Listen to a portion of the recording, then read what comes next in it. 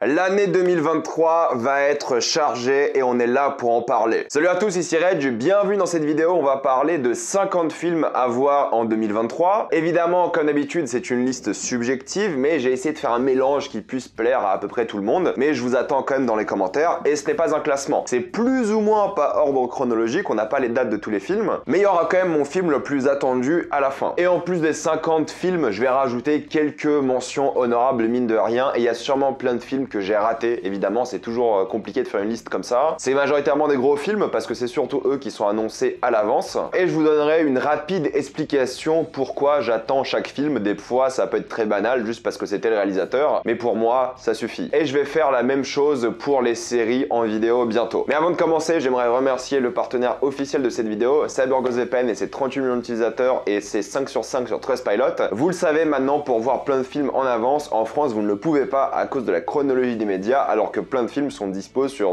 quasiment tous les Netflix du monde. En France, on n'a plus HBO Max, du coup les séries HBO, vous ne pouvez plus les voir, mais même les films, le menu est disponible sur HBO Max, alors qu'il est sorti il y a 2 mois. Bullet Train est dispo sur tous les Netflix du monde entier, sauf en France. Vous vous rendez compte, c'est vraiment quelque chose d'assez étonnant et malheureux d'après moi. Donc utilisez un VPN pour débloquer tout ça. Vous serez bien plus en sécurité pour un VPN, que ce soit à la Wi-Fi de l'université, que ce soit à l'hôtel ou même à la bibliothèque si vous avez encore des partiels. Vous pouvez partager un compte avec 7 personnes au total et c'est disponible sur tous vos appareils préférés. Tout le monde peut l'utiliser, en quelques clics c'est fait sans aucun souci. Et vous me posez plein de questions en DM sur CyberGhostVPN. Dans le pire des cas, vous avez qu'à essayer. Vous êtes satisfait ou remboursé sous 45 jours. Et si vous avez des questions, vous avez une assistance technique 24h7 en français. Utilisez le lien dans la description de commentaire épinglé afin de vous abonner à CyberGhostVPN et bénéficier de 83% d'induction plus 4 mois gratuits. Foncez sur l'offre. Commençons la liste avec un film qui est déjà sorti, mais à l'heure où je tourne cette vidéo, je l'ai pas encore vu, mais normalement lorsque cette vidéo sort, je l'aurai vu. Mais c'est Tirailleurs d'Omar Sy. Alors il y a beaucoup de polémiques autour du film, mais c'est ça qui me donne envie de voir le film, parce que le film m'intéresse pas tant que ça. Mais bon, les polémiques, les coups de pub marketing et tout par rapport à ces discussions m'ont motivé à aller voir le film, et du coup j'irai et je vous donnerai mon avis dans une vidéo plus tard et sur les réseaux. The Pale Blue Eye, alors ça c'est un film que j'ai vu pour le coup, mais que j'attendais beaucoup, que j'ai trouvé vraiment intéressant. J'en parlerai pareil en vidéo je pense par la suite, mais voilà, j'étais pas du tout déçu par le film et j'ai bien fait de l'attendre. Alors c'est pas un chef-d'œuvre loin de là, mais vu l'ambiance gothique du film, vu les personnages et vu cette fin que j'ai beaucoup aimé, j'ai été vraiment fasciné par le film et je vous le conseille tout de même. Terrifier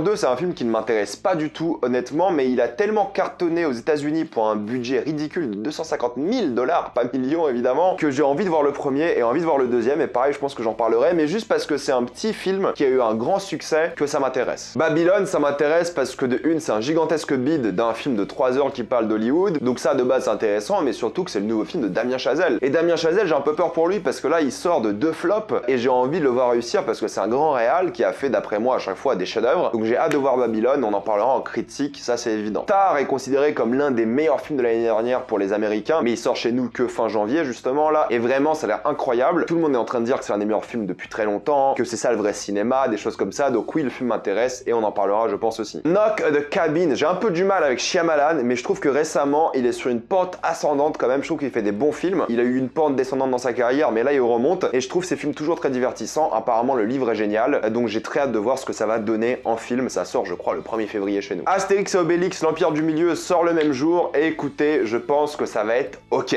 Honnêtement, je pense pas comme tout le monde que ça va être une catastrophe, ça va être horrible, je pense que ça va être ok. Je vais le regarder, je vais l'oublier, et même dans le pire des cas, je pense que ça peut être un bon nanar quoi. Vu le budget qu'ils ont mis de 65 millions, vu les acteurs et tout, dans le pire des cas, je m'éclate tellement c'est nul. Dans tous les cas, je peux pas détester ce film je pense. Parce que ou je vais m'éclater tellement c'est nul, ou ça va être passable, et bon, ça passe quoi, voilà, c'est la définition même. After Sun, j'ai juste envie de le voir parce qu'il y a Paul Mescal, je crois, qui s'appelle, qui est un acteur exceptionnel. Si vous n'avez pas vu Normal People, l'une des meilleures séries de tous les temps, je déconne même pas, et l'une des meilleures performances que j'ai vues dans une mini-série. Et juste pour lui, j'ai envie de voir le film, voilà, j'ai tellement aimé cette série que pareil pour Daisy Edgar Jones, quand elle fait un film, je le regarde parce que je les ai trouvés tellement bons dans la série que je vais forcément voir leur film, et apparemment le film est excellent aussi. Ant-Man 3, écoutez, je suis pas du tout fan de Ant-Man, mais j'ai juste envie de voir où est-ce que ça va aller parce que c'est le grand méchant de la phase 5 et 6, et même 4, soyons honnêtes. Et juste pour ça, je suis curieux, mais le film a pas l'air terrible, je suis désolé. Creed 3, écoutez, ça peut être rigolo. C'est tout ce que j'ai envie de vous dire. J'adore la saga Creed, j'aime beaucoup la saga Rocky. C'est pas des films que je trouve forcément intellectuels, mais c'est pas le but non plus. Et j'ai envie de m'éclater devant un gros combat de boxe au cinéma. Je crois crois que ce sera en mars. Empire of Light, le nouveau film de Sam Mendes, voilà, le film a pas eu d'excellents retours pour l'instant, mais c'est le nouveau film de Sam Mendes, du coup j'irai le voir. The Fabelmans, nouveau film de Steven Spielberg, il est déjà dispo en téléchargement et streaming sur plein de plateformes de VOD, avec un VPN évidemment, mais j'irai le voir au cinéma parce que c'est un film de Steven Spielberg. The Son, j'irai le voir parce que j'ai adoré The Father, je suis aussi simple que ça. The Father,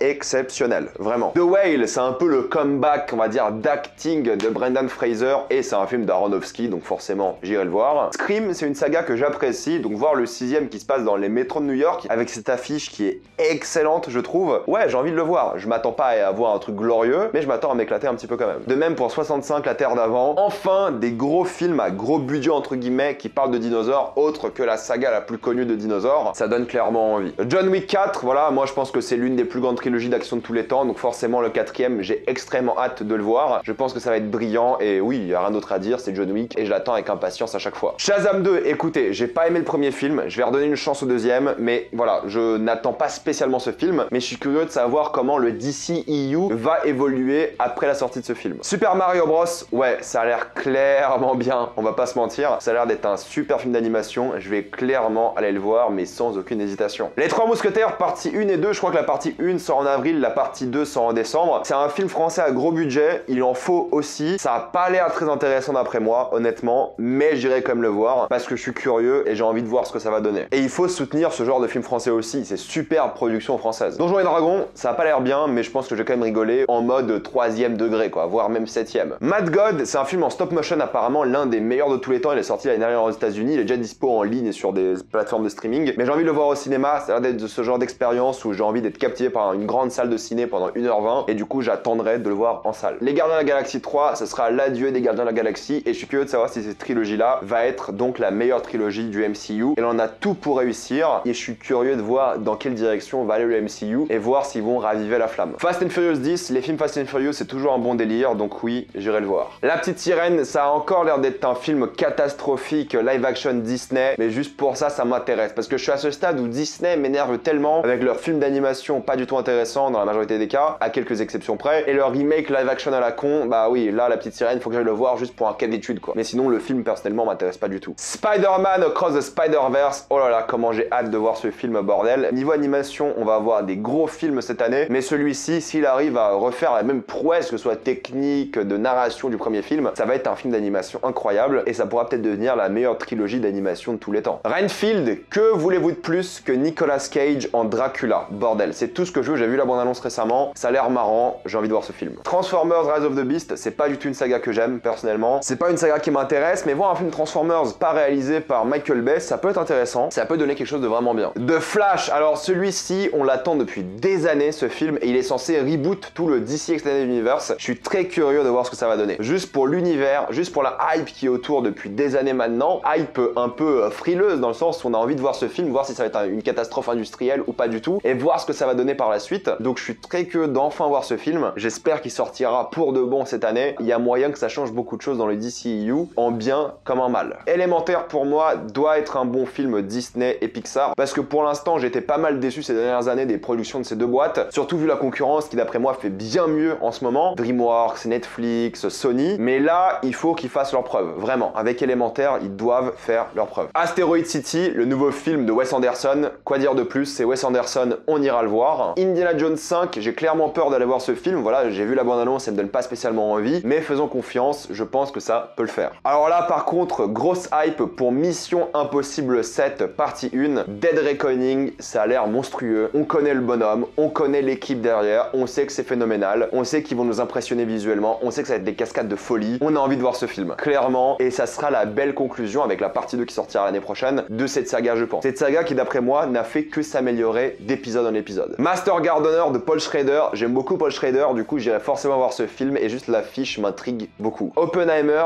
film de Nolan, qu'est-ce qu'il y a de plus à dire? Moi j'aime Nolan, même si je critique souvent, j'aime beaucoup Nolan et j'ai hâte de voir ces films. Film qui sort le même jour que Barbie, donc on ira voir les deux films le même jour. Il y a moyen que je pose un RTT pour les enchaîner je pense. The Marvels ne m'intéresse pas vraiment, mais encore une fois c'est le MCU et par curiosité. Blue Beetle pareil, alors film du DCEU d'un personnage que je connais pas du tout, mais c'est peut-être ça aussi qui va être libérateur de pas connaître, de se dire qu'on va voir un film qui sera divertissant d'une nouvelle franchise, on verra ce que ça donne. Next Goal Wins de Taika Waititi, j'irai le voir parce qu'évidemment Taika Waititi, j'aime ce mec, hein, je suis désolé. Kraven le chasseur, D'ailleurs, j'ai envie de voir ce film juste pour voir le massacre industriel, encore une fois, aucune autre raison. Je pense vraiment que ça va être nul. Dune 2, j'ai l'impression que le premier est sorti il y a 2 semaines, mais Dune 2, c'est parti. J'irai le voir, évidemment, je pense que ça va être une belle duologie, et je pense qu'elle va marquer un peu les esprits. J'ai juste hâte de voir comment le 2 va réussir à surpasser le 1, parce qu'il en a vraiment besoin. Non pas que le 1 était mauvais, loin de là, mais il faut toujours essayer de se surpasser, c'est évident. Wish, film Disney, encore une fois, il faut que Disney refasse ses preuves d'après moi, il faut qu'il réussisse à de nouveau impressionner, et ça peut le faire avec Wish. Wonka, voilà, j'y vais pour la curiosité plus qu'autre chose.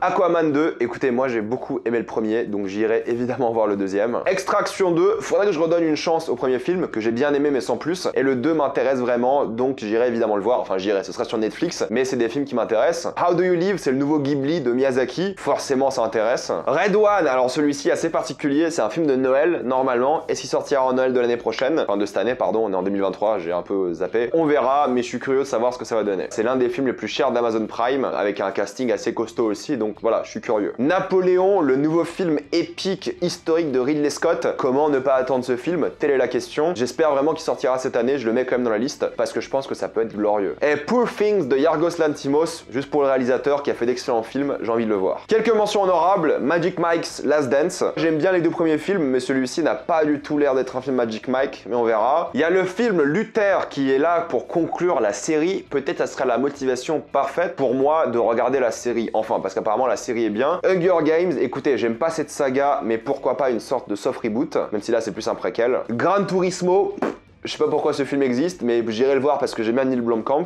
Saw 10, je suis pas spécialement fan, mais why not. Equalizer 3, je sais pas pourquoi cette trilogie existe, mais let's go. Expendables 4, alors là, rien à faire, mais bon, ça peut être ok, j'ai envie de dire. La suite de l'Exorciste, pourquoi pas. Vaincre ou mourir, le film du Puy du Fou, ouf, ça a pas l'air bien, mais on va voir. La femme de Tchaïkovski, ça peut être intéressant pour le coup. Evil Dead Rise, je suis pas du tout fan de gore et la bande-annonce m'a clairement dégoûté, mais bénéfice du doute, on sait jamais. Dogman, nouveau film de Besson, je suis pas fan de Luc Besson de manière générale, que ce soit de la personne ou du réalisateur en soi, mais bon, ça reste un film de Luc Besson, on peut toujours être surpris. Crazy Bear ou Cocaine Bear, le titre original, juste pour le titre. Et The Meg 2, oui, j'ai pas aimé le premier film, mais je me suis quand même bien marré devant, donc bénéfice du doute. Et le film que j'attends le plus cette année, c'est évidemment le nouveau film de Martin Scorsese, Killers of the Flower Moon. Je n'ai rien d'autre à dire que c'est le nouveau film de Martin Scorsese. Adapté d'un roman qui apparemment est excellent, avec DiCaprio dedans, mais que voulez-vous de plus quoi. Le combo Scorsese-DiCaprio de toute façon, c'est toujours de l'or. Alors celui-ci, je l'attends énormément, et voir un film de Martin Scorsese en salle, ça va faire du bien, vraiment. Voilà, c'était ma liste des 50 films à voir en 2023. Il y en a plein d'autres évidemment, comme je vous l'ai dit. Mettez-moi votre liste dans les commentaires. Comme d'habitude, pensez à vous abonner à la chaîne pour plus de vidéos. Mettez un j'aime, ça aide beaucoup la chaîne. Suivez-moi sur tous mes réseaux, et avant de quitter cette vidéo, pensez à utiliser le lien dans la description, dans le commentaire épinglé, afin de vous abonner à CyberGhost VPN et bénéficier de toutes les plateformes de streaming en toute sécurité et accessibilité. Tout ça pour 2,03€ par mois, plus 4 mois gratuits. Foncez sur l'offre, et moi je vous dis à la prochaine fois. Salut à tous.